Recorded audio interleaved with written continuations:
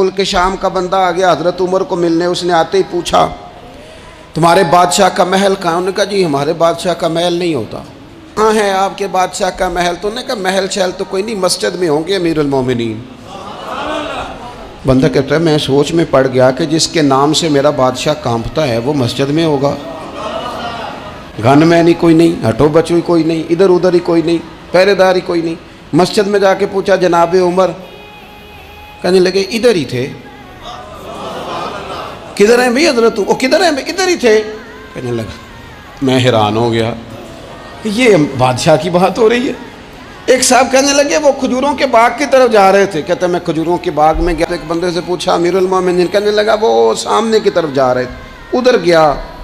ایک بندے سے پوچھا کہاں ہے وہ شخص اس کی 24 لاکھ مربع میل پہ حکومت ہے؟ کہاں ہے وہ شخص جو مدینے میں بیٹھ کے نعرہ لگاتا ہے تو کیسر و کسریٰ کانپ جاتے ہیں؟ وہ بندہ کدھر ہے کہ جس کی بات جگہ جگہ ہوتی ہے، جس کا تذکرہ سنا ہے، اسے دیکھ کے شیطان بھی رستے بدل جاتا ہے. انہوں نے کہا وہ دیکھ رہے ہو کھجور کے درخت کے نیچے کنویں کے ساتھ مٹی کا ڈھیلا تکیے کی جگہ رکھ کے وہ جو تامت باندھے کرتا پہنے سویا ہے وہی تو فاروق اعظم ہے. وہ شخص کہتا ہے عمر سوئے تھے.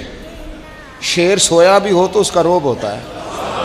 شیر جو ہوتا ہے، شیر کبھی سو بھی جائے نا تو لوگ پھر بھی خوف کھاتے ہیں اور اس کے جاگنے کا خوف کھاتے ہیں کہ یہ کہیں جاگ نہ جائے. شیر جو ہوا، کہتے ہیں حضرت عمر سوئے تھے پر میں قریب گیا تو میرے وجود پہ روب طاری ہو گیا، روب،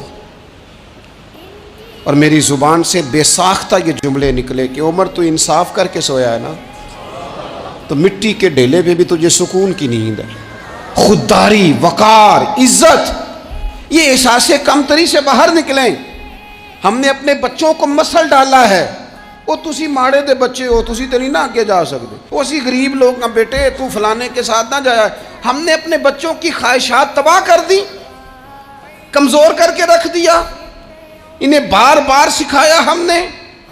خوددار تھا وہ باپ جس کی تھوڑی سی آمدن تھی پر وہ گرمیوں میں اپنے پتر سے کہتا تھا پتر بڑھولے میں دانے ڈال دیے ہیں، تمہاری ماں نے مرتبان میں اچار ڈال دیا ہے، لو اب ساری گرمیاں پرواہ کوئی نہیں.